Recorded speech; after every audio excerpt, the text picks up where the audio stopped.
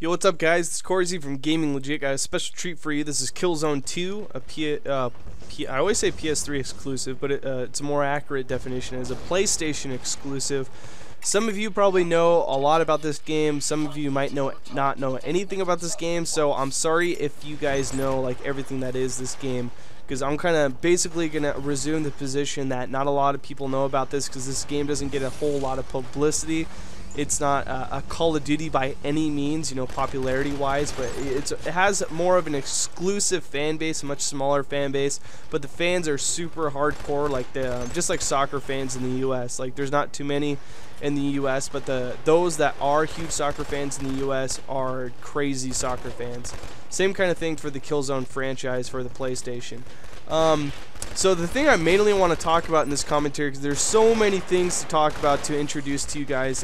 First is I guess I'll start by saying the reason why I'm kind of interested in posting some of the videos, of course, is because, again, this game doesn't get too much publicity. And if you notice, my channel posts a lot of first-person shooters that aren't like, if you pull up YouTube, you go to categories, you go to gaming. For the 5 pages listed of the top gaming videos, I can probably say that 90% of them are all going to be all the popular YouTube commentators, and they're all going to be Black Ops. It's the same thing over and over and over again. It just gets super boring. I like to see other gameplays, or the new thing, Minecraft.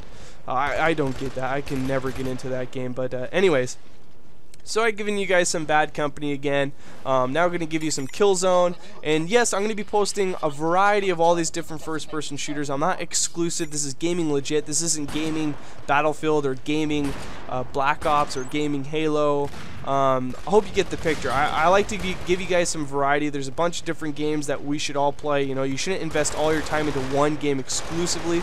That's boring. Why buy a $300 entertainment system when you're only going to be playing one game online? That's pretty lame.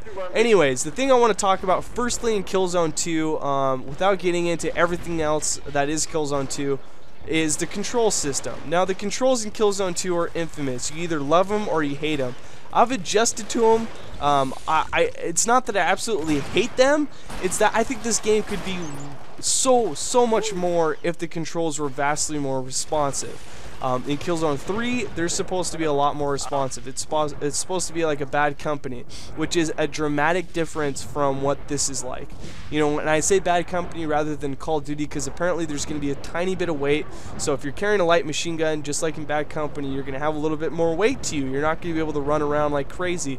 The counter argument I'm going to hear and have posted on my channel, and you commonly hear across the Killzone fans, is that no, don't take away the weightiness. The weightiness is so much better. We don't need a Call of Duty game. This isn't supposed to be a Call of Duty game. Regardless of what they do to the control system, I hope to God they make it more responsive. I feel 100% confident in saying that. You know, if I was with you in person, I could totally argue against, you know, whatever you got to say to defend the weightiness controls.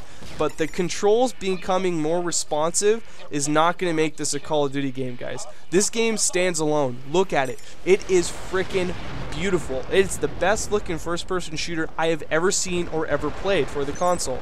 I don't play around in PC first-person shooter, so I don't know if there's some crazy first-person shooter for the PC I don't know about.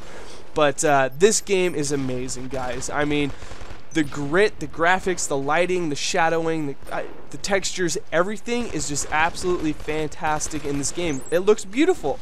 But the control layout is just, I don't understand it. You know, I sold my Xbox 360 to get myself a PlayStation back when I was making little to no money.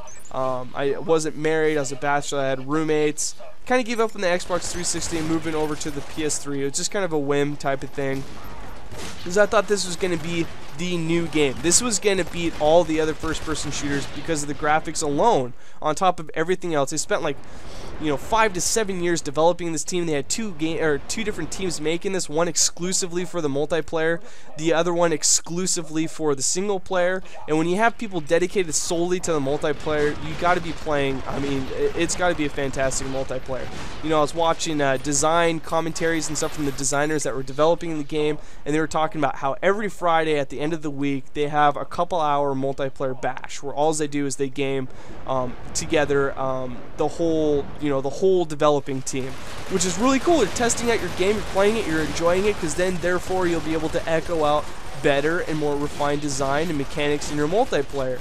The game launches, I buy the game, and I'm completely baffled and blown away by the controls. And this is basically what happens with the controls. You'll hear the click of your joystick against the side of your controller before you'll see any response on your TV. It is that weighty, it is that laggy controls. I call them laggy, but other people say weightiness. So, I might look like a complete noob in this, but, sometimes going on Rampage, I can get a series of kills working for me. There's other things in this game, like you shoot from the hip. You don't hardly ever scope in at all. You always shoot from the hip. You kind of use your crouch, almost like pulling up iron sights in Call of Duty. The crouch pulls in your reticle a lot tighter. I've played 8 hours of this game, guys. I'm not a complete noob. I understand the controls. I feel as if I can go against anybody online playing this. I haven't ever ran into someone that completely dominated in this game yet after all playing this infamously. But if you play Halo, you play Call of Duty, you know who the best of the best are. And in this game, it doesn't show up because of the latency in the controls. But for Killzone 3, they're supposed to be fixing that. Some people are pissed, but I'm telling you right now that with the adjustment of the controls, if they are vastly more responsive, similar to the other first-person shooters, this is going to be the go-to first-person shooter. I hope so, at least. I'm Corsi from Gaming Legit. God bless. Love you guys. See you in upcoming vids. Happy New Year. My birthday is January 2nd. That's crazy. I'm a New Year baby. Peace.